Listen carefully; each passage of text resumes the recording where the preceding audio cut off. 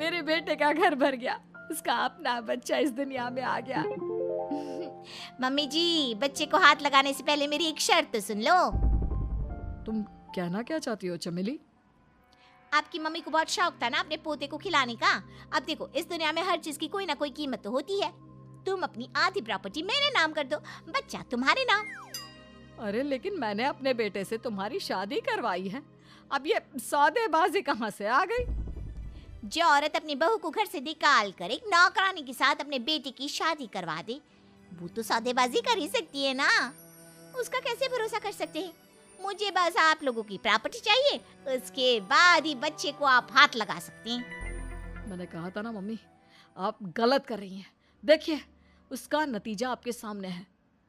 जब शीतल को पता चलता है कि अभिमन्यु और चमेली का बच्चा दुनिया में आ गया है, तो वो अपने घर पहुंचती है। अभिमन्यु, कहाँ है आपका बच्चा? क्या मैं उसे देख सकती हूँ?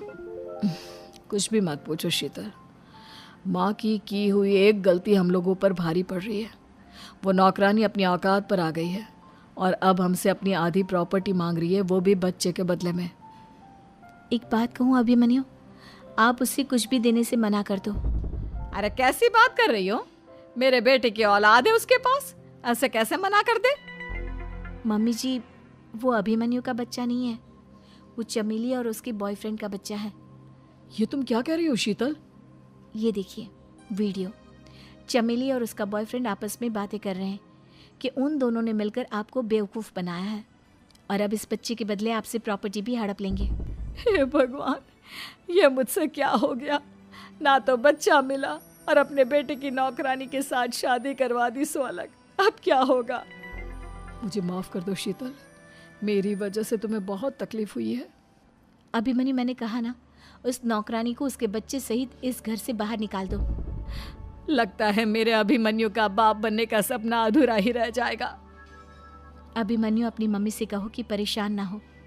आपको याद है एक बार हम एक IVF सेंटर गए थे, मैंने फिर से वहाँ जाकर बात की थी और आपको पता है इस बार मैं प्रेग्नेंट हूँ, क्योंकि हमने वहाँ पर प्रोसीजर करवाया था जिसकी वजह से मैं प्रेग्नेंट हो गई थी और इस बात का पता मुझे बस कुछ महीने पहले ही लगा है। हमारा बच्चा इस दुनिया में आने वाला है अभिमन्यु। मुझे माफ कर दो शीतल बहू, मुझसे बहुत बड़ी गलती हो गई। कोई बात नहीं माँ, लेकिन अब हमें उस धोखेबाज नौकरानी को इस घर से बाहर निकालना है और इस घर की मालकिन को वापस घर लाना है, वो भी अपने बच्चे के साथ।